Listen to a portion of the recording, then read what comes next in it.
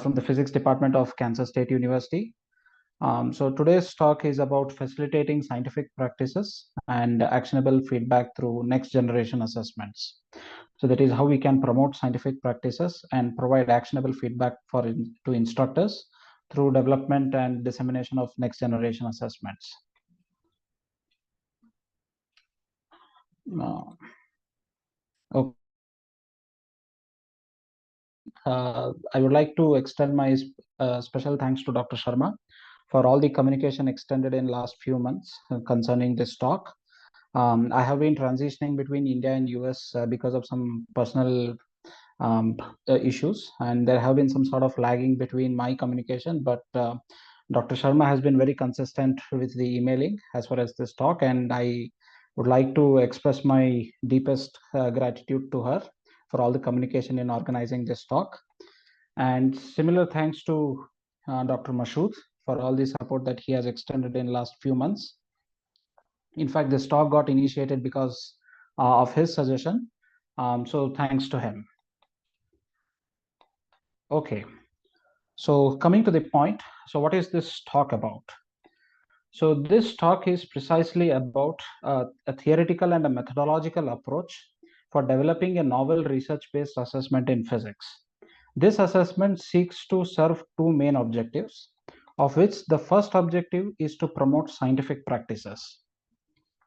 So what are scientific practices? So these are the authentic knowledge building practices that are engaged by the disciplinary experts in a given domain in order to generate new knowledge.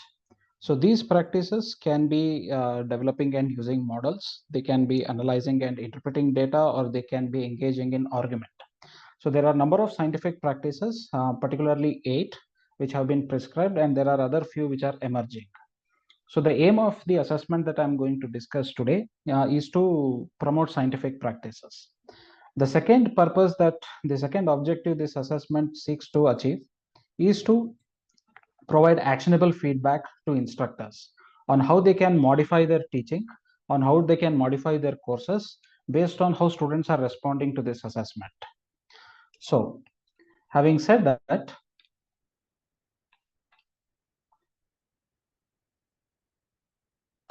yeah. So what are RBAs? So what are research-based assessments? So research-based assessments are typically standardized diagnostics. So they are assessments which are standardized, and they are aimed at achieving particular target objectives. So these objectives are very diverse in nature. They are across the spectrum.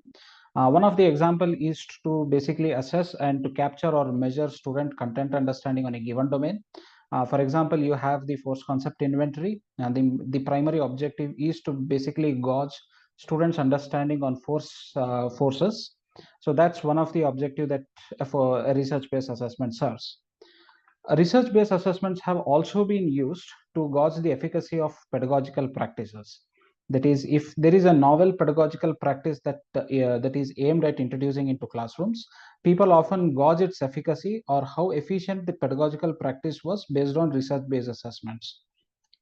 The common practice has been modeling instruction, or it has been active learning. So when people have implemented these pedagogical practices in their classrooms, they have gauged their effectiveness through research-based assessments.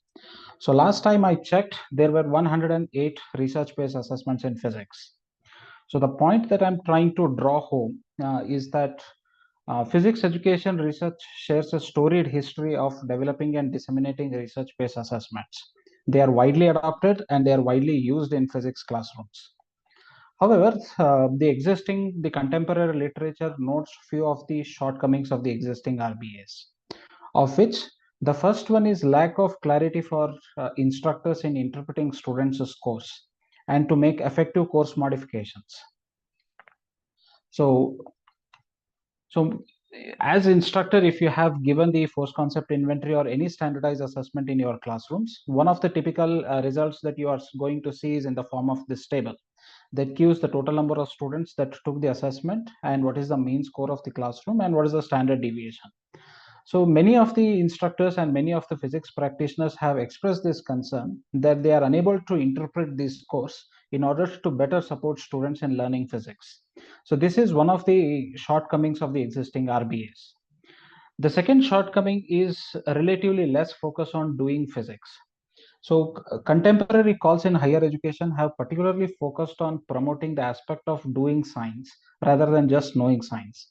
Particularly in this era when the lot of information is available at the hand, we have often focused on measuring students' knowledge or students' recollection of facts and principles of science rather than engaging students in scientific practices. So, there have been a call to make a transition from evaluating information to applying that given information to make sense of novel contexts. The third potential shortcoming of the existing RBAs is that they are disconnected from the learning goals. So as I mentioned, research-based assessments are nothing but the assessments that are developed by researchers based on what they think are crucial to be learned in classrooms. Sometimes those values or those objectives may find some sort of mismatch between with instructors. That is what researchers feel valued to be promoted in classrooms may or may not align with what instructors feel to be promoted in classrooms. So this misalignment between the objectives of researchers and objectives of instructors has in fact caused some issues with implementation of research based instruction strategies inside the classroom. So the literature has documented this. And finally, there is relatively scarcity of standardized assessments for undergraduate physics. So the assessment that the collaboration is developing is termed as thermal and statistical physics assessment. I know it's a sort of mouthful, and that's why we have abbreviated it to as TASPA. So this assessment seeks to at least address these selective shortcomings of the existing RBAs, where the assessment provides actionable feedback for instructors based on how students respond to the assessment. That is, it precisely prescribes how instructors can modify their curriculum, how they can modify their instruction, or how they can modify their assessment based on how students are responding to the assessments. And the assessment also specifically targets promotion of scientific practices in the classrooms. And it's a scalable assessment, meaning that instructors get to choose what they want to assess, and the assessment does the job for them. And lastly, this is a research-based assessment for undergraduate physics. So now having said that, the question arises that how do we achieve these objectives? How we can achieve? So for people who have familiarity with developing standardized assessment, a standard procedure involves articulating a measurement argument. So a measurement argument is nothing but a simple argument explicitly stating what that particular assessment intends to measure and how does it measure it.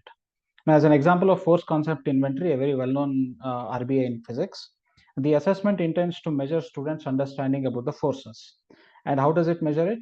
It usually converts student responses into numerical scores, and there is a way of interpreting that numerical scores in terms of student understanding of physics. So there is an established mechanism of converting student responses into interpretable meaning about student learning. So in this assessment, we replace this measurement argument with something called as theory of action. So this is a theoretical stance that we have adopted, where we say that assessments can also act as instrument of change along with acting as an instrument of measurement. That is, assessments not only measure student understanding, but assessments can also trigger changes inside the classroom. So to go in detail of theory of action is basically a theoretical stance that researchers adopt, which guides the research process. So in theory of action, we need to be very clear about how a particular learning instrument, which in this case is an assessment for us, and its components can induce an intended change. That is how our assessment can promote the change. Now, what is our targeted change? The targeted change, as I mentioned, is to put emphasis or to promote scientific practices in classrooms. Along with, of course, it is to enhance a student's content and understanding in thermal and statistical physics. So now the question becomes, what are these assessment components or how we can develop this assessment which can trigger a change inside the classroom such that there is an emphasis on scientific practices and there is an enhanced content understanding on thermal and statistical physics from the student end. So this entire presentation is about that question mark that you are seeing on the screen. That is, how do we develop an assessment and its components, which can trigger the side mentions change. So the research question specifically that I want to address through this project or in this talk is, how can we develop a scalable, that is a scalable meaning instructors can choose what they wish to assess, a research-based assessment for undergraduate thermal and statistical physics that promotes scientific practices and provides actionable feedback for instructors. So this is by and large even a similar thing that the talk title is related to. So in order to develop this assessment, we primarily have four theories that we have adopted. And because of the time constraint, and in order to make this talk pretty simple, I am just going to describe two of these four theories. And I have also designed this presentation in such a way that these two theories would be more than sufficient to understand what comes or what follows. The first theory is three-dimensional learning, which is a design framework. And the second theory is also a design framework, which we call as evidence-centered design. So these are the frameworks that we have adopted in designing this assessment. So three-dimensional learning is a design framework which primarily conceptualizes student learning along three dimensions or in three approaches. So the dimension is not a physics dimension, it's a literary dimension in perhaps three approaches or three ways, of which the first way is through scientific practices. So scientific practices, as I just mentioned, they are the authentic knowledge building practices from disciplinary experts that lead to generation of new knowledge. An example of a scientific practice, as I mentioned, is developing and using models. So scientists typically develop models or use models in order to enhance the current understanding of a given domain. The second dimension is core ideas. So core ideas are nothing but the central ideas that are extremely crucial to understand various branches of a given domain. For example, in physics, one of the core idea is that energy is conserved, or that the entropy of energy exchanges increases entropy of a system. So these are the ideas that are central to understanding various subdomains of physics, whether it be thermal and statistical physics, or whether it be mechanics, or whether it be any other branch of physics. And the third and the final dimension of this framework is cross-cutting concept. Cross-cutting concepts are the concepts which are common across multiple disciplines of science. That is physics, mathematics, chemistry, or biology. These concepts, for example, cause and effect, or mechanism, or ratio and proportion. So these are the concepts which are common across multiple branches of science. So this framework says that if you were to blend all three dimensions, students can engage in the upcoming 21st century skills. They can tackle the information era, information-led problems, and they can generate new knowledge with the help of all the available information that is at their fingertips. So this is through the next generation science standards and K-12 framework in US that has been proposed. So as I mentioned, this is just a design framework that we are adopting in the development of this assessment. So this is a very short and brief description of this framework. So there is an entire document that has been released, and there are also hierarchies from primary school, from highest high school to P+2, and even undergraduate and graduate level. So this is the broad general framework that we have adopted. So the next framework that we have adopted is evidence-centered design. So according to this framework, assessment is an evidentiary argument. So assessment acts as an evidentiary argument.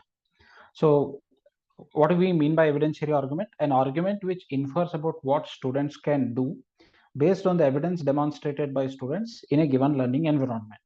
That is, any claim that we as researchers make about what students can do or what students cannot do should be based on what students have demonstrated in a learning environment.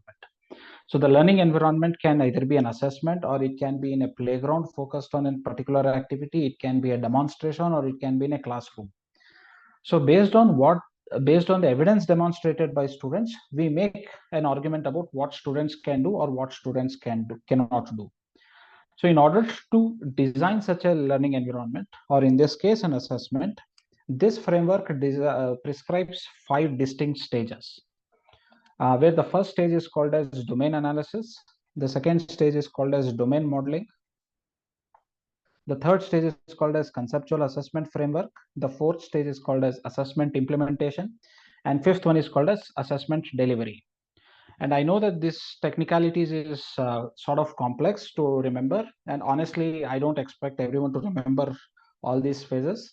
But to just to provide justification for all the complexity that goes into assessment, and I think it is important for me to go through them briefly. And I will also be visiting in the meantime, whenever possible, to make an argument of the relevance of this framework in the upcoming slides. So I will just briefly scan through all the 5 stages. And again, don't pressurize to keep all this, to remember all these things. It is just to show how this framework is guiding the development of a novel assessment. So the first stage, which is called as domain analysis, focuses on gathering information about how the disciplinary knowledge is acquired, stored, and applied.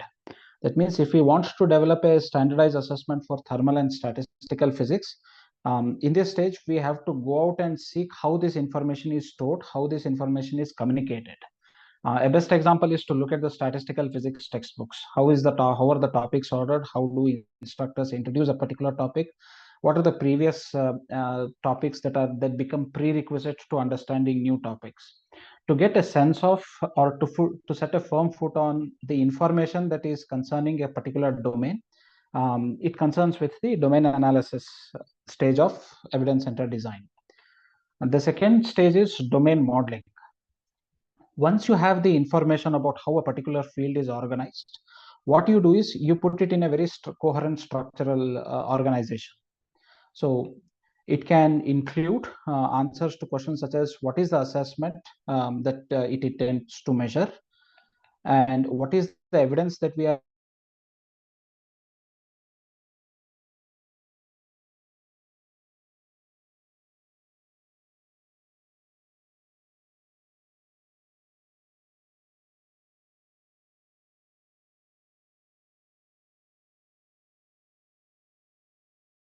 structural organization of all the information that has been collected in the previous stage.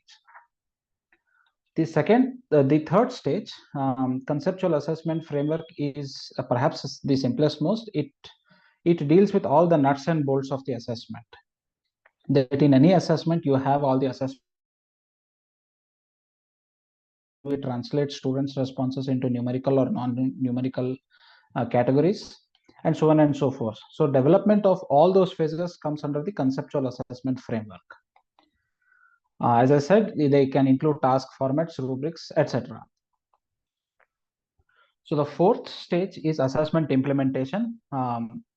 This is just the preparation, putting together all the elements that have been prescribed in the previous stage. And the last stage is assessment delivery. Now you operationalize this assessment, which includes students taking the tasks and analysis of their responses and generation of feedback reports. So it is just executing the assessment at the ground level corresponds to the 5 stages. So these 5 stages I will be briefly revisiting once I start introducing how the assessment is developed. So just as a checkpoint, can everyone hear me? Yes. The faculty who have a Professor Kashish, I think it may be a problem with his end. Okay. And also, I sometimes, not sometimes, I often cannot read the chats. If there is any request, feel free to stop me if you can't hear me or if you have any question.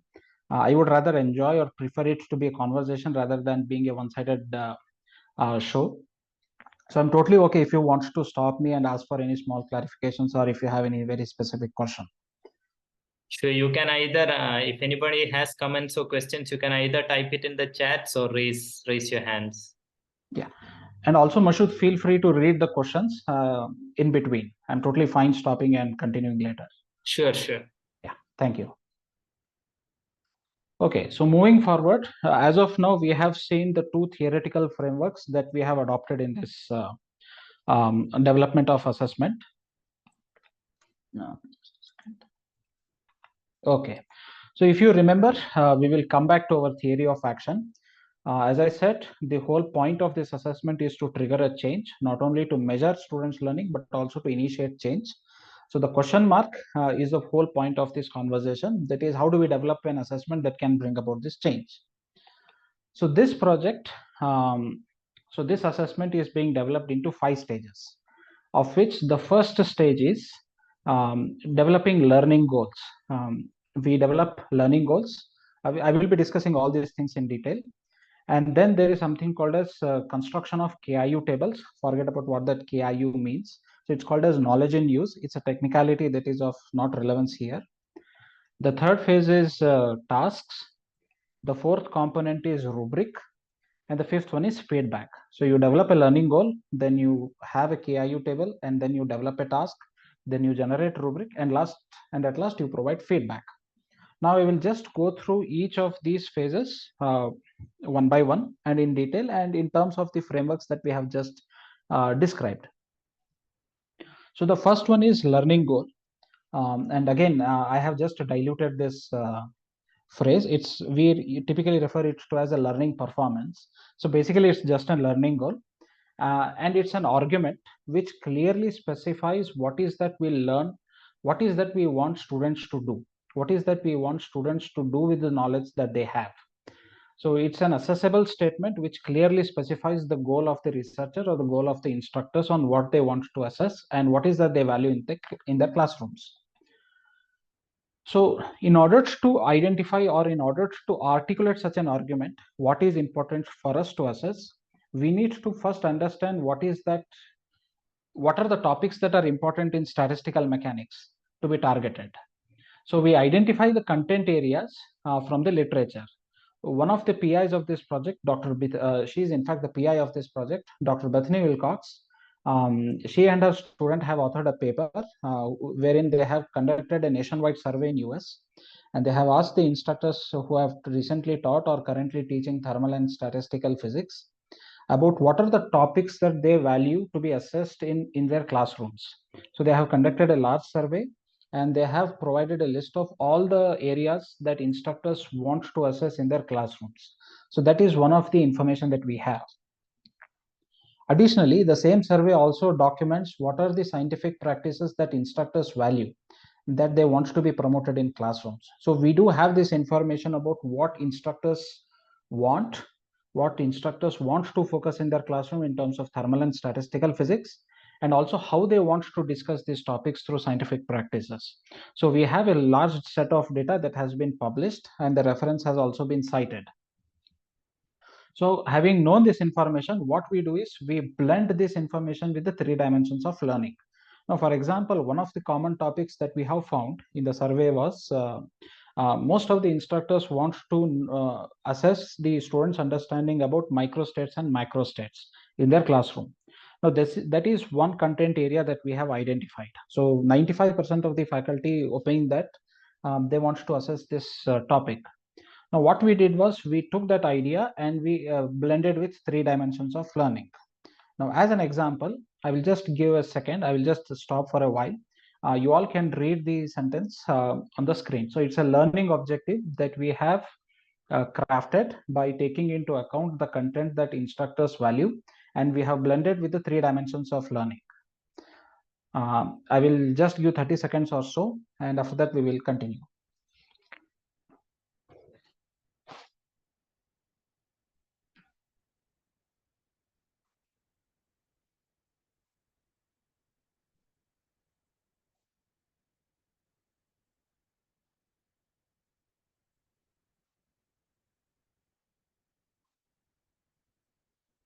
Yeah, Professor Ahluwalia has raised his hands.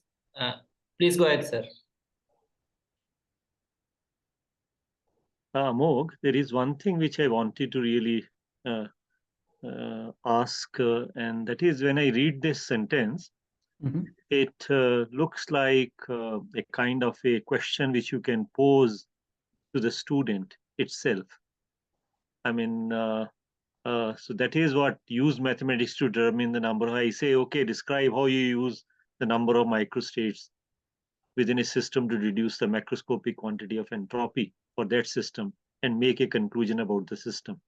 So it's not, in the sense that you say that, okay, I have, say, 5 particles and I want to really distribute them, and I want to really check that he is able to do calculations, etc., or not, to give me an answer. Okay. So this was something which is very interesting about this statement. And normally people do not define learning goals so exhaustively. Yes, sir.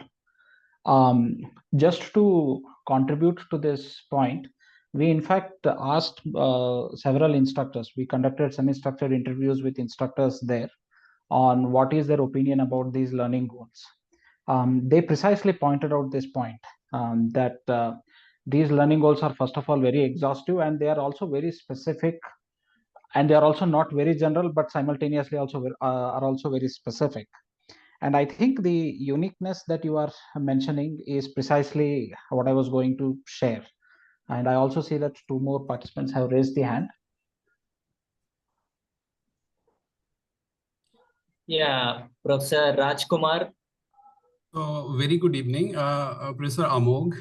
Really interesting talk so far. I have enjoyed, because this has to take with the assessment and all related learning processes. Definitely, it involves cognitive domain as well. So because of that, I mean, the natural question that comes: are we have your methodology, have your research work included the Bloom taxonomy and other different and the other different forms of measuring tools of cognitive domains? Or it's totally different? It's sort of a different. We haven't gone into the taxonomical domain. Perhaps because there is also no precedence that we have. So this idea is being put forth for the first time, especially at the undergraduate thermal and statistical physics level. And that's why we have been very conservative in approaching through framework based, what the theory dictates, rather than we making empirical decisions. But I think the field will pick up perhaps when the idea is put forward. There are a lot of assessments now that are coming in a similar form. And I'm sure somebody might have picked up the taxonomy, because I remember reading it. But this assessment does not do that, sir. I hope I answered your question. Definitely, but it should be taken into account. I mean, if any assessment that goes while assessing any child, it has to come into picture. Other than this, if you allow me, if I can ask another question, related question.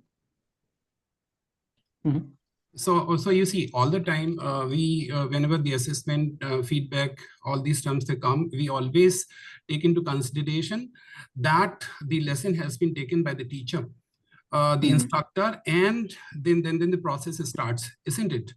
And now see, even in the school level, let apart the college level, especially in colleges and universities, the students, they intend to study mostly at home. Yes. So because they study at home and they arrive at the college where the assessment is being taken, and then how the assessment method will justify, I mean, whatever being is followed over there. The child is not ready. Child is totally dependent, mostly dependent on whatever he or she has prepared for. I mean, I hear you. In fact, this was also one of our primary debates that we had. So it is precisely because of this reason that we have made this assessment online. So in a way that we have not particularly emphasized on students referring to internet or anything like that. So this is an online assessment, and students are free to have access to as many resources as they want. That's the whole point, because when you speak of scientific practices, it's not about what you know, but it's about what you can do with what you know. That's why the uniqueness, as Dr. Alivalia has noted, the uniqueness of this statement comes from the applicability aspect, that is to use mathematics to determine the number of microstates within a system, and so on and so forth. So all of our learning performances are focused on engaging students in scientific practices, and they take away the barriers of the constraints that you just mentioned. I hope I answered your question. Yes, definitely. Okay. So having said that, Just a follow-up. So in contrast to concept inventories, these are not like hidden from students. It's out in the open for every student to access. No, that's actually a tricky thing, because one of the concerns that we had was once we share all the questions out there, um, we were afraid that instructors will be training students, so the whole aspect of assessing goes out of question. So instead, what we have decided was to share this, to put all the learning performances in the public domain. The statements that you see as like these assessment statements will be put in the public domain, and only instructors who sign up for assessing their classrooms will be provided with the questions in a time-bound manner. Okay, thank you. Yeah. So moving forward, so this is a learning goal, which says that use mathematics to determine the number of microstates within a system to reduce the macroscopic quantity of entropy for that system and make a conclusion about the system. So if you carefully observe, the scientific practice here is using mathematics.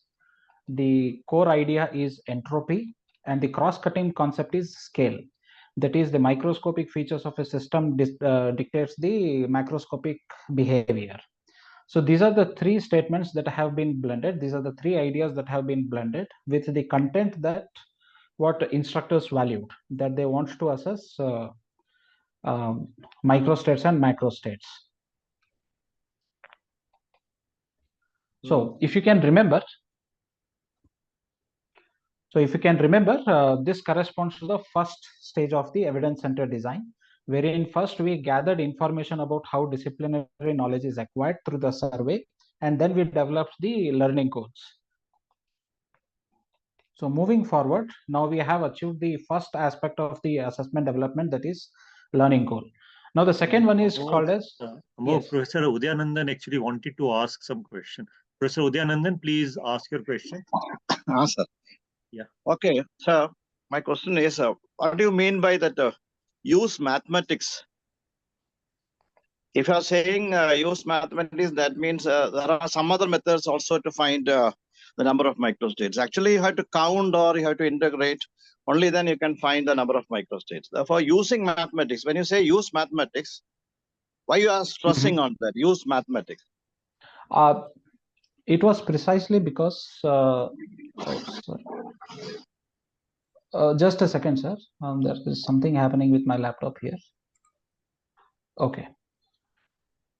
Yes. So the only reason that we this is a two-part answer. The first part answer is we wanted to bring in some sort of scientific practice. Now, the only scientific practice which made sense was using mathematics. Now, for example, I could have also said that analyze and interpret data to determine the number of microstates. Because analyzing and interpreting data is also scientific practice. Now, if I wait to just replace using mathematics with analyzing and interpreting data, it would not make, for one. And the second problem that would arise is in crafting questions for this learning performance. It's very easy to craft a question that focuses on using mathematics. I think to answer your question simply, it is for the pragmatic purposes, just to make sure that the proof of concept works. But having said that, we do have different scientific practices based on different topics. That is engaging in argument about how the internal energy changes, or developing a model about how a system would emerge over a period of time. So we have in fact used a particular scientific practice which is most appropriate to a given content in thermodynamics. So did I answer your question? Partly. The problem is if you are directly saying, you are mentioning about undergraduate students. When you are directly introducing the microstates to the undergraduate students, also you are saying that for the +2 students also. Directly, if you are introducing that, only for undergraduates. Yes, this is specifically for undergraduates. But directly, if you are not saying any history or about that kinetic theory or anything like that, directly if you are going and saying about these microstates, definitely it will create issues. And that issue... Yes, sir. I think I did not communicate this idea clearly. Yeah. This assessment is not being given by instructors. Sorry, by researchers. Instructors will choose when they want to take this assessment. So the basic assumption that we are having is instructors will make a decision of giving this assessment only when they have covered all the necessary topics. So that autonomy we have given to instructors on when and how to take up this assessment. Okay. And also they will be choosing what they want to assess. So it's a package in from which they can selectively choose. Okay. Okay, thank you, Professor Udayan. And then Professor Ahluwalia, you have again Yeah. raised. Okay. Yeah. Amog, there Yes, was sir. one thing which was slightly, interesting as far as statistical mechanics and thermal physics are concerned. Mhm. If you look at the statistical mechanics, it's basically a kind of a theoretical framework through which we try to understand what nature is telling us, Mhm. isn't it? And in a theoretical framework, the mathematics is a very important tool, which is the reason maybe you are using it here, because you Mhm. cannot really think of this. And maybe Yes. you could have identified this as not as a scientific practice, but a kind of a scientific tool. Maybe Yes. you Yes. need to broaden this further, because doing theoretical physics itself is a scientific practice now, very well established scientific practice. So honestly, when we started developing tasks for this learning goal, all that we could best with come up was a task which involves fundamentally counting. Yeah. It's all about playing with numbers. Mm. And I mean, you can make it complicated by using all logarithms and all, but basically it again lies in the domain of math, and it fundamentally it does with counting. Yes. So that's also one of the issues that we had. But we do have other examples, such as concerns with thermodynamic potentials, which are completely theoretical, which does not involve math. Yeah. So there we have the scientific practice of engaging in argumentation. So like which thermodynamic potential aptly describes the exchange of energy, something like that. So in this case, I do agree with you that purely using mathematics is fundamental and is a requisite for this learning goal. Yeah, thank you. Okay, so continuing, the next assessment component that we have is KIU table. And that is, we organize all the information that we had from the previous stage into a very structural and coherent idea, where we particularly specify what is the target area of the assessment, that is what the assessment intends to measure, and what is the evidence that we can find in students' work to make inferences about their understanding, and what are the specific assessment task features that can help us in guiding the assessment development and in also making inferences about students' understanding. So as an sorry yes. to interrupt, there's a question from Professor Kashish. You can decide if you want to take it now or later. Sure. Students have different practices or methods that they use to solve the questions. Would specifying the method limit the student creativity? I think I am just going to answer this question in this next few slides. And if I don't, please, sir, feel free to stop me and reiterate the question. Sure, sure. Yeah. So this is what we refer to as KIU table. It builds upon where we first clearly mention what is the learning performance that we have or learning goal that we have. Then we clearly articulate through deliberations what are the knowledge, skills, and abilities that students need to have in order to achieve this learning goal. So we have a number of knowledge, skills, and abilities. The first and the most simplest KSA knowledge, skill, and ability is to unpack the relation between the number of microstates and entropy of the system, and so on and so forth. And next, we go for mapping for evidence statements. So if at all, if there is any technicality that I expect the audience to remember, so it is this word, it is this phrase, which is called as evidence statements. So evidence statements are the evidence which we have in students' written solutions, which give us clues or which decisively say about students' knowledge, skills, and abilities. So, for example, if you have a knowledge, if you are expecting students to unpack the relation between the number of microstates and entropy, then you need to have a precise mathematical relationship which relates the two. So this is an evidence statement that we want to have in students' written solutions. And then we need to have a clear articulation of the task features. Now the task features are directly taken from the three-dimensional learning assessment protocol. And again, so this is a framework that has been prescribed in the literature, which I have cited there. So basically, it tells us what are the specific features of a task for a given scientific practice. Now, for example, if you're targeting using mathematics, the task feature says that the task needs to be rooted in a real world context. It needs to engage students in mathematics. Students need to calculate some sort of value, and students need to interpret that value to make a claim about the real world context. So this I'm broadly summarizing. So there are a prescribed set of task features, for a given scientific practice that are prescribed by the three-dimensional learning assessment protocol. So that list changes as we change the scientific practice, core idea, and cross-cutting concept. So this is the just general a broad picture of the KIU table that we have. So this is how the KIU table looks like. So it's much bigger. As you see, I have just shortened it. And if you can remember, the domain modeling of the evidence-centered design framework says that you need to have all the information that organized. So developing a KIU table marks the second stage of the evidence-centered design. Now the third thing is developing tasks. Yes. Amog,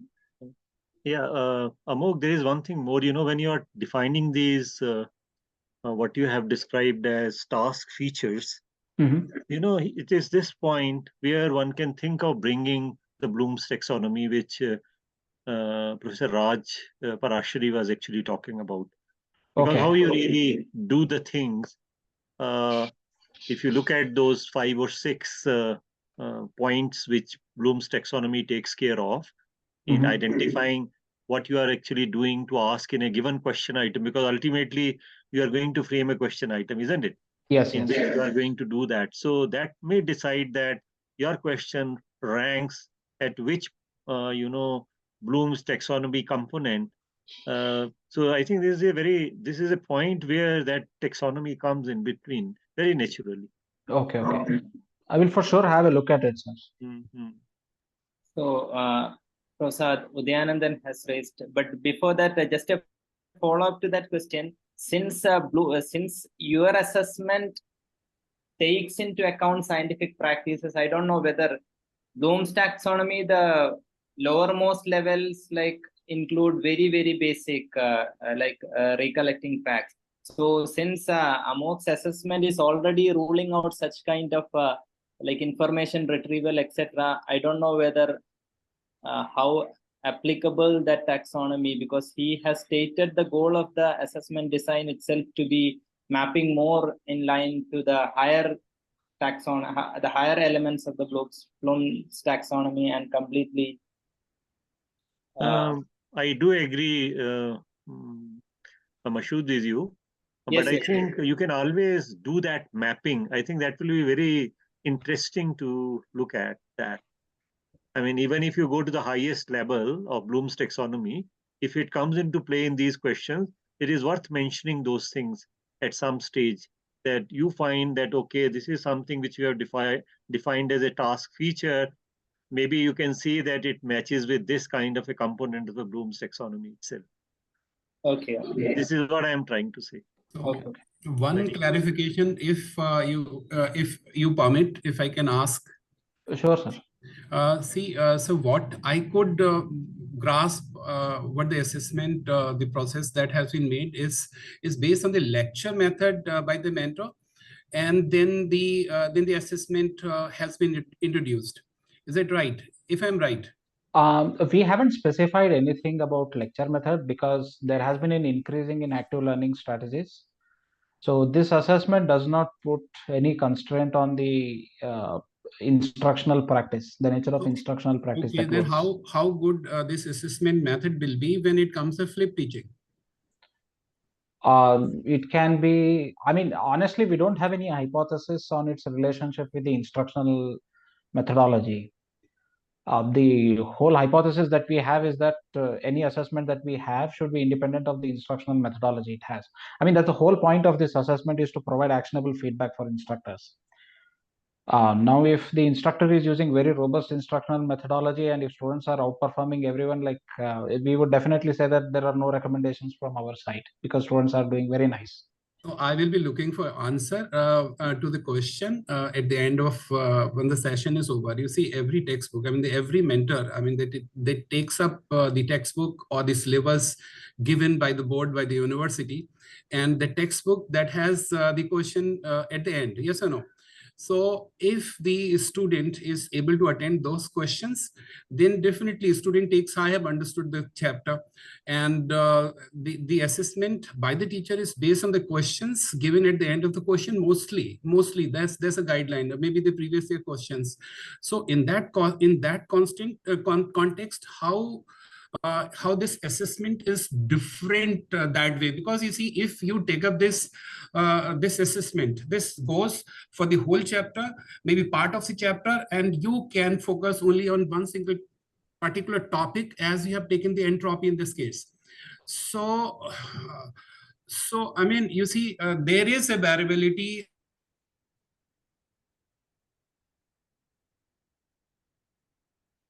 Sorry, sir, I can't hear you. So I think we have lost him.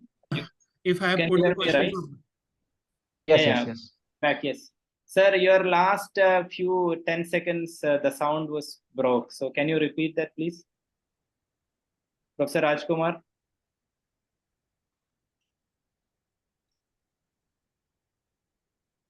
I'm a teacher in a school, but I'm involved in physics teaching. I do practice. No. Your last 10 second was the sound was not clear. Okay. Can you just repeat that, please? See what my observation.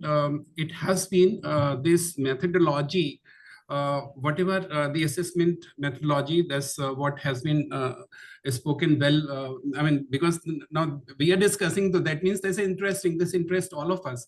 So you see, this methodology effectively not only restricted that way. It could be for the whole chapter. The whole chapter could be for part of the chapter. It could be only for a single topic. Is it or not? If this methodology is used for the single topic like entropy or anything, then it becomes a research topic. That way you can go as deep as you want. But this will basically but this could not be the topic. The research could not be the topic for the discussion in the classroom. So we will reach, we should decide to what extent we wanted to go with this assessment process. I mean, I can answer the concern in a number of ways. The simplest of which that comes to my mind is that undergraduate education is relatively much more liberal than any other scale, perhaps excluding the graduate level. Like, you have a lot of freedom to go beyond the textbooks or to crisscross the textbooks and all. I don't know, but at least we did not have a prescribed textbook from the university for the upper division thermal and statistical physics. So one assumption, and that becomes more true in the United States, for which this assessment is being planned primarily for. Like, they have a lot of autonomy. And second, there has been a very serious push, even in the literature and physics education, to move away from the topic approaches. That's why the whole idea of scientific practices, core idea, and cross-cutting concepts come into play. And the third reason is, again, like, this is a formative assessment, and instructors will get to choose what they want to assess and how they want to assess it. These three combined perhaps will play a much more constructive role. That's honestly our opinion. This assessment has not even been completed, honestly. It's in the final verge of completion, and we are also very excited about how it pans out. What are the areas that we find interesting to explore further? Amog, actually, what Professor Raj raised question was that when already that kind of set of assessments are available at the back of a chapter of a book, what is the need of all this? I think that is what is the essence, if I have understood it correctly. Yes, part of it. To start with, this was a question, in fact. Yes. This is much more simpler questions. So there was in fact a research that was conducted, which basically, so as I said, like there are 3 dimensions of learning, like core ideas, cross-cutting concepts, and scientific practices. The research actually found that most of the end of the chapter questions did not focus on scientific practices, like they were not 3-dimensional in nature. That was a point. That was a whole point for bringing the next generation science standards. So if you want to have some idea, you can in fact refer to the 3-dimensional learning assessment protocol that is precisely cited here. So it talks about how do we identify the 3D questions in nature. So they've observed that the 3D nature questions in the end of the chapter were very less. And that's why there was this call for shifting the focus. Okay. All right. I think you can proceed further. Maybe. Professor Udayanandan had raised his hands. Udayanandan, sir, if you would. No, sir. That was the previous. Okay, fine. Amok, how much time will you need? Like we have to. I can go fast. Like I think the crux of this is done. And how Professor Sapna Sharma, how when should we be ending it? Yeah, he started late actually, so he can take around 20 minutes. Including discussion, right? Yeah. So there were lots of discussion in between. So by 7:30, I think we can, Professor Amog, we can finish it by 7:30. Yes. It's more comfortably. Yeah. Okay, go ahead. Okay, so the next major component is creation of a task. So what we do is we create an open-ended task based on all the information that we have from the KIU table, and it's a completely deliberative thing. We just sit around and we focus on the characteristic task features and the learning goal, and then we create an assessment. Then what we do is we pilot it to a whole bunch of students in a classroom, and we get all the responses back, and we analyze the written solutions through the lens of the evidence statements that we have clearly articulated in the KIU table. Like what are the evidence precisely that we are looking into student solution, which can help us in making inferences about student learning. This is one of the example of a student who answered this question. Now, what we do is we particularly, for example, one of the knowledge, skills, and ability was to establish a relation between microstates and macrostate. And we were precisely looking for a mathematical relation. So we identify, okay, here is the first evidence statement that we get, that we are finding in the students' written solutions. So what we've done is for every learning performances, we have analyzed approximately 200 written solutions. And then we validated, fine, this is the right approach to move forward. But however, things are not simple. I think this is the question that was raised quite early, sometime before, that students don't have one similar approaches. They have multiple approaches to task, and it is through these written solutions that we find. Like we expect something, but students are sometimes very smart. They just crisscross all the expectations and give the right answer, but not through the same approaches that we were expecting. So this kind of responses make us to revisit the KIU table. We in fact changed the KIU table. We have changed even the learning goals because of this pragmatic aspect. And then we revisit and we redo the entire thing again. So we then document the emergent response patterns, like what are the evidence statements that students are usually targeting? What are the evidence statements that students usually are not able to put forward? For example, in this microstates and macrostates, it was most of the students in fact related S is equal to K ln omega. But the major hiccup came in simplifying the mathematics. That was rightly pointed out. It's mostly a mathematical aspect. So that was one of the things that we observed, that it's not necessarily for all the evidence statements. There is always issue with one particular knowledge, skill, or ability that in fact captures our attention, and it's in fact very interesting. So then what we do is we create a coupled multiple response version. So coupled multiple response version is nothing but in a way very simplified multiple choice question. So this CMR coupled multiple version has two kinds of tasks in it. One is a multiple choice prompt, wherein student can select a single option. What happens to the entropy of the system? It either increases, decreases. So there is only one correct answer that students can choose here. But in the multiple response prompt or a multiple response question, you have a lot of reasoning elements. You have a lot of options, and multiple options can be correct. That's why we have in the question at the end, select all that apply. So these options we get from the open-ended responses that we collect from students. So what are the different approaches that students are adopting to solve this problem? So that will inform how we are going to put these options. So a coupled multiple response is the combination of multiple choice and multiple response. So few of the questions have only one correct answer and few of the questions have multiple correct answers. So we blend all and there is one single question, which is called as coupled multiple response, and that is what goes into the assessment.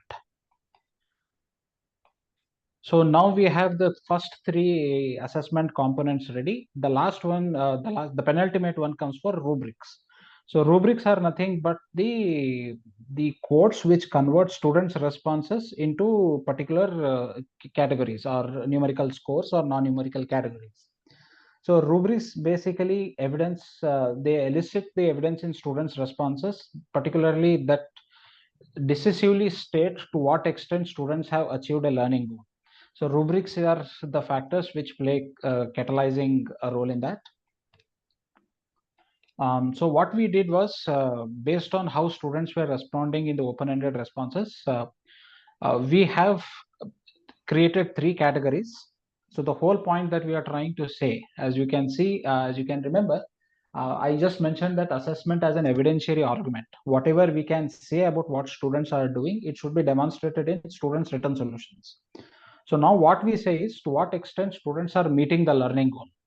So we just say it in terms of three categories. The first one is proficiency met. Students are meeting the expected learning goal that we have if they provide the completely correct answer as per the expectation.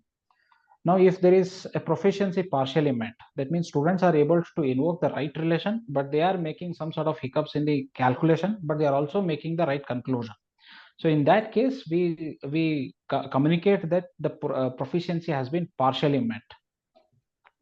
And the last thing is proficiency not met. If most of the evidence statements are not being elicited, then we come to this conclusion that the proficiency is not being met.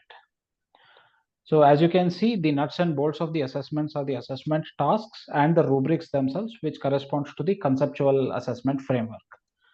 Though now the last thing is feedback. I think when I was mentioning about theoretical framework, I said that there are 4 theoretical frameworks, out of which I'm just mentioning 2. The remaining 2 corresponds to feedback generation.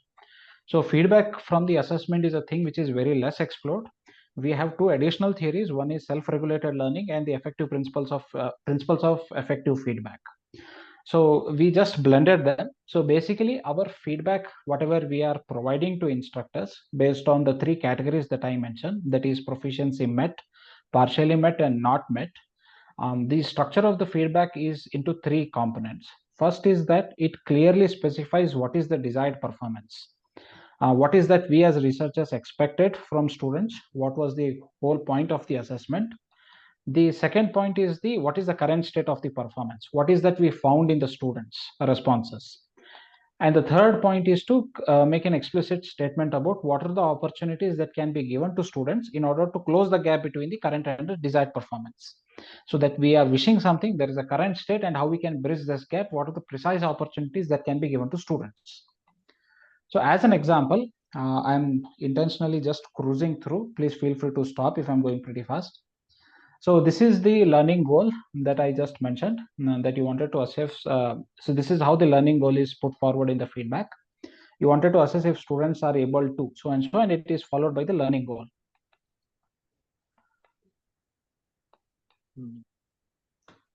Okay. Yeah. Then we clearly specify, like students were asked to do so and so. That is to identify an accurate relation between microstates and entropy and so on and so forth. Then what we observed, the taskbar did not provide evidence that your students identified an accurate relationship between the number of microstates and entropy of the system. Assume that most of the students did not provide that mathematical relationship, then we are going to explicitly say that this is what we expected, but we don't have the evidence that your students did it. So thus, in order to bridge this gap, students could benefit from more opportunities to reason about multiplicity, permutations, combinations, and logarithmic operations in calculating the number of microstates for a given macrostate. Now the specific logistics of this feedback is being developed. So this is just a preliminary feedback that we want to give on the first page. So we have a detailed feedback if instructors want to know more about how they can provide more opportunity on permutations and combination and how they can contextualize in physics, and all those things they have been embedded in a much more detailed feedback. And if it is only true if instructors want to know more. You researchers like you folks will just state this, or you will provide the opportunities like the questions where students can reason about multiplicity, that will also be part of the design from the research team, or it will be just a suggestion? So the current idea is not to give the specific details or specific questions, but we will definitely talk in much more detail about where they can be contextualized. So what are the contexts in thermal and statistical physics where you can come across permutations and combinations or multiplicity or logarithmic operations, something like that. Okay. So that's the point. So it is also important to remember that instructors might be even selecting 10 learning performances. So you will have 10 such feedback reports placed one after the other. So when we in fact conducted the semi-structured interviews, the faculty said that it is too much to read in one single through. So that's why we tried to make it as concise as possible. And if instructors are particularly interested on one thing, they can just click on a drop down button and there will be a detailed discussion about it. Again, this is something that we are currently planning. So these are the 5, this is how we have developed the assessment and the current work. The ongoing work, so we have as of now completed 16 learning goals, like the one that I just mentioned, and we have developed all the rubrics, feedback reports, and all the stuff. And we are now pilot testing across multiple institutions in US. The main point that we are currently working on is to how we can make conclusions or inferences about the entire classroom performance based on one individual student's responses. So we want to make a transition by clubbing all the individual responses and making inferences about the entire class's performance. So we are that's exactly a question related to that. Is student specific feedback given, or is it for the entire class under assessment? So for the entire class, honestly. But we are not very firm on how we are going to do that. So we are currently exploring voting theory to make this decision, and we in fact wrote a paper for it which got accepted. So perhaps voting theory is what's going to be explored furthermore. So again, this is a gray area which has not been decided yet. So this is the final step that we are deciding. So I hope that answered the question. Yeah, Professor Kashish, you want to? He's saying yes. Okay. So the future work is to set up an online portal and to analyze student responses and validate the assessment, because this is being done for the first time. We don't know whether students are really engaging in scientific practices to give the correct answer or not.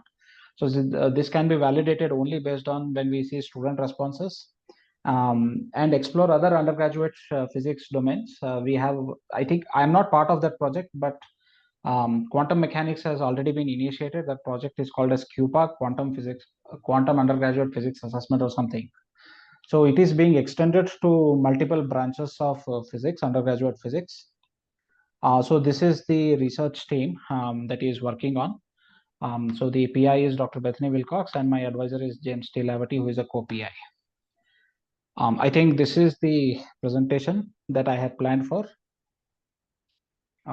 Thank you very much. Okay, thank you, Amol. Thank you for a interesting and simulating talk. I'm sure there will be questions in comments. So please type in your questions in the chat, or you can raise your hand and ask it. So before I have a question. So yeah, Professor Ahlawali, you want to go ahead? No, please, you give your comments first. Yeah. Okay. So my question is, so in this is in particular relevance to the Indian context. So we have been concept inventory has gained some receptivity from teachers and all, and as you know, like some inventories have been developed here. AAPT is planning a pan-Indian FCI survey of it. So how do you contrast like concept inventory with the kind of the three-dimensional learning assessments that you have talked about? How will you compare and contrast it with specific context on their applicability and the promise in the Indian scenario? See, the point is to now make transition to scientific practices.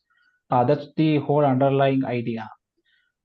Because now there is an inherent conflict between what is that we want to assess. Like one of the researchers, Natasha Holmes, she made it very clear, like when the information is readily available at the fingertips, do we want to assess whether students can recall adiabatic law or not, if they can access to the adiabatic law in a fraction of a second? So that was an important question that she posed, and there was a lot of discussion that got initiated after that. But that even concept inventories doesn't like directly ask what is. They also are conceptual. They don't. They may not. Yes. Again, as I said, like our theory of action, in fact, adopts that. It is honestly, you cannot dissociate scientific practices from the conceptual understanding. You cannot engage in a practice without knowledge. So again, like there is a very subtle difference. That's why I have been using the word information rather than knowledge. So this is a thing that researchers and instructors need to consciously make a judgment about. The best example that I often used to discuss with AK is about adiabatic law. That's why I just brought that out. So once we have a very clear idea about what is information and what is knowledge, then we can perhaps take a step more closer towards scientific practices.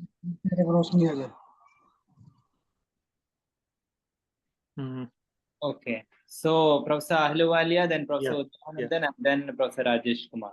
Go ahead. Okay, thank you, Mashood. Amog, there is one point which was coming in my mind, and that was this. And that is even in the context of our country itself, and you are the product of India only, so you may be realizing it far more clearly. That do you really also look at, by some means, what are the scientific practices which teachers actually try to convey through this particular course which they are going to really teach? Have you done some kind of an assessment on that also, that these are the scientific practices which teachers identified that they are in a position to put to practice for teaching this particular course itself? And are they really alive to this kind of a situation or not? So answer is so are you asking in Indian contexts? You can compare both. So this whole idea of NGSS and scientific practices is relatively new. But I know that there was a paper which was called as three-dimensional learning observation protocol. So based on, you can make an observation and you can tell whether an instructor is engaging in a scientific practices to communicate a topic. Oh. So they observed that instructors implicitly engage in multiple scientific practices at the same time, without knowing explicitly. So this is again like scientific practices are the norms and terminology is given by selected individuals. But when you really practice science and when you engage science in a rigorous way, you of course engage in these practices. So only good thing it does is that it makes people much more conscious about, what they are doing. So honestly, I am not aware of any research which compares, but I know that there is a protocol, an observation protocol, which can tell whether instructor is engaging in a scientific practice or not. but I don't know whether they have made a large-scale survey and identified what practices they engage or how it stands in comparison to other countries. I mean, honestly, that will be interesting to observe. Because there are lots of epistemological studies which people have done on the beliefs of the students and the teachers. I think that will be very, very relevant here. Maybe but it's good that you are telling that there are observation protocols available. I think that will be very interesting to look at. Yeah. Thank you. Thank you, sir. Okay. Hello. Yeah. Yeah. Professor, who is Professor Udyanandan, and then Professor. We'll take it in order. Professor Rajkum. After Professor Udyanandan, you can go ahead, sir. Okay. Hello, sir. Hello. Yes, sir. Yeah, go ahead. Go ahead. My question is, actually, your aim is to teach or to make students understand statistical mechanics, and you have used one example: S is equal to K log omega, the beginning of statistical mechanics. That is the first. That is what you have used in this presentation. S is equal to K ln omega is one of the knowledge, skills, and abilities required to meet the learning performance. That's how I would frame it. Then one of the issue that I have seen is that I usually teach statistical mechanics, but when you take that omega, first of all, if you are counting that, you will get the omega in terms of number. Yes. That is, then actually only you will get omega S only. No other thermodynamic properties you will be able to get. Unless omega is a function of energy, volume, and number of particles, you will not get all the thermodynamics. Therefore, whenever you get a given example of omega, which is a function of number only, and then later on you are giving some other examples, you are actually beginning the course with always saying omega in terms of number. Yes. Another example that you have used in some lattice, that is vacancies, you have used the second example that you have used. That omega is a function of volume and number of particles, but it is not a function of internal energy. Only if you give omega, which is a function of energy, volume, and number of particles, initially, only then the student will be able to understand what is S, and from S, you will get all the other thermodynamics. Otherwise, I took some 5 or 6 years to understand whether this omega, I will get all the thermodynamics from this number only.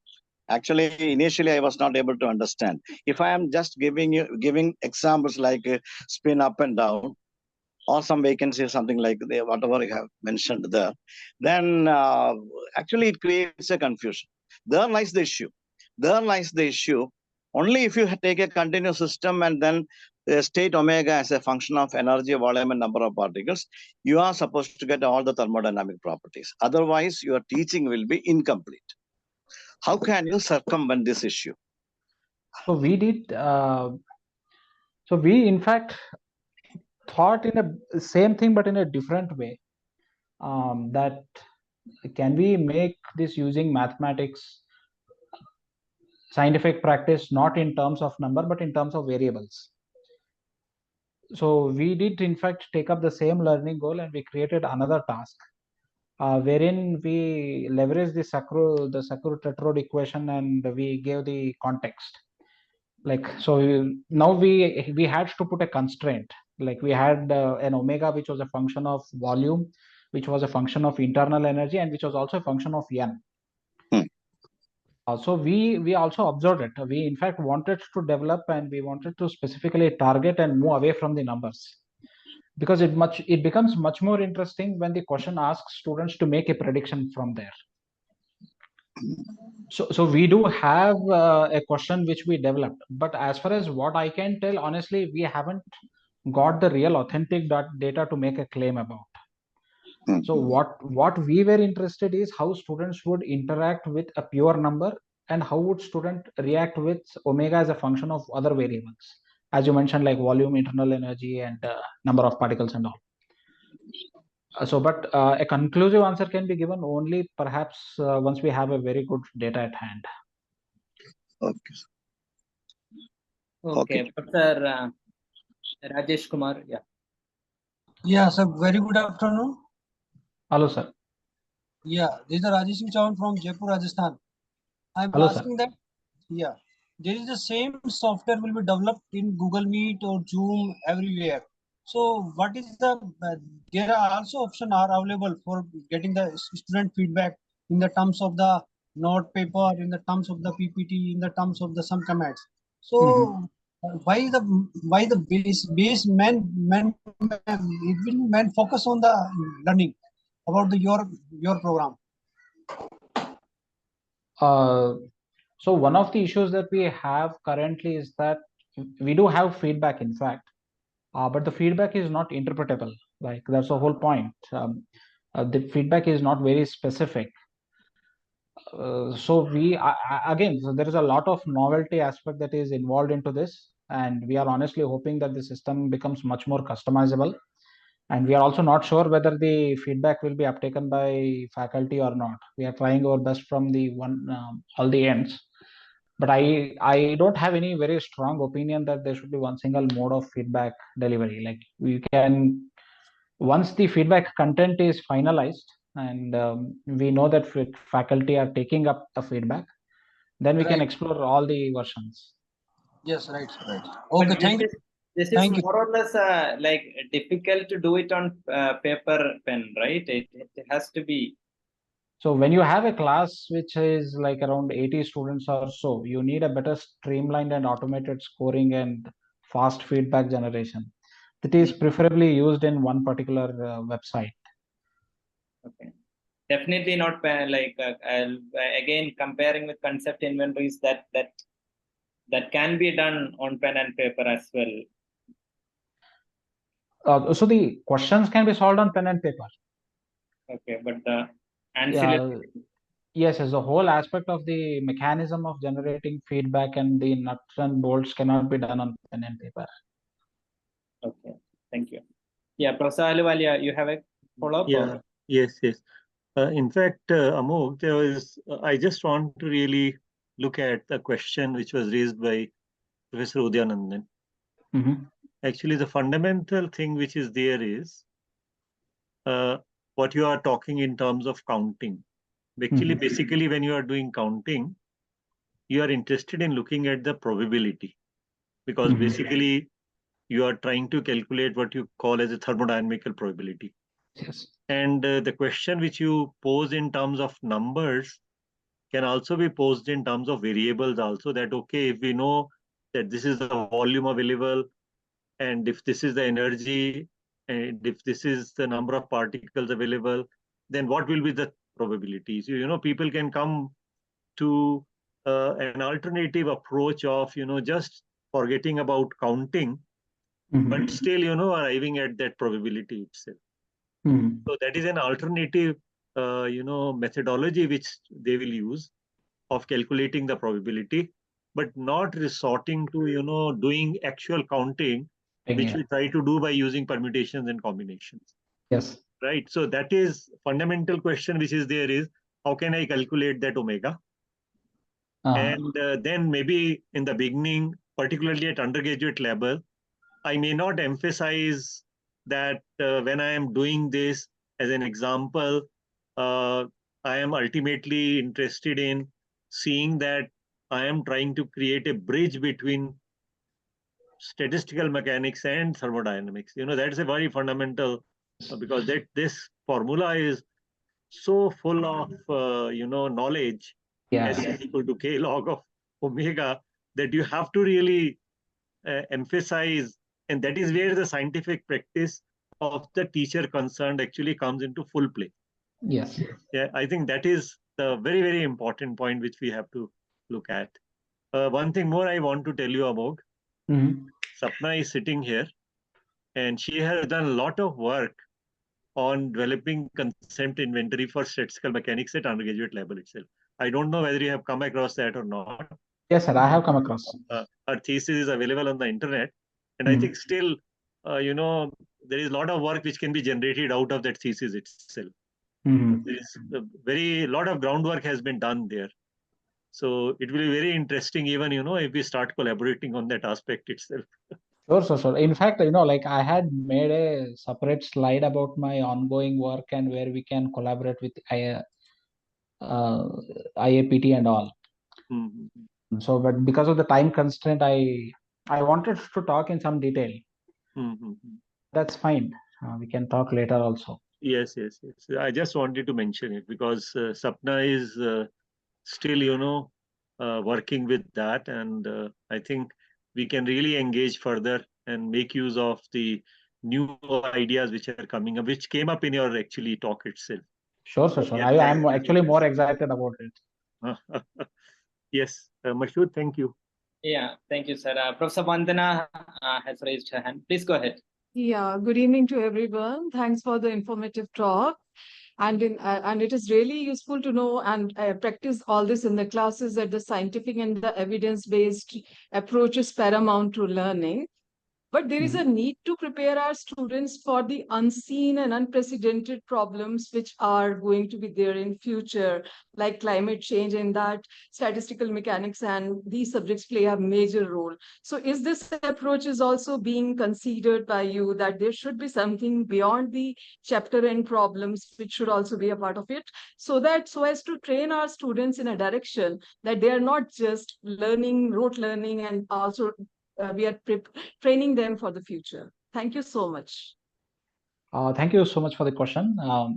So answer is a bold yes, because one of the things that I just scanned through was the phrase of KIU, which is knowledge in use.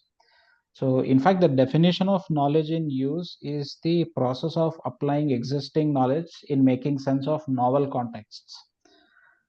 So that's where the whole idea of engaging in scientific practice comes in, because scientific practice is to generate new knowledge based on existing knowledge. And the generation of new knowledge, the chances increase once you are engaging with novel context. That's why the whole characteristic task features emphasizes that the task needs to be rooted in a real world context that student is aware of but has not indulged at depth, something like climate change. So we do have a question on ozone layer depletion in this assessment.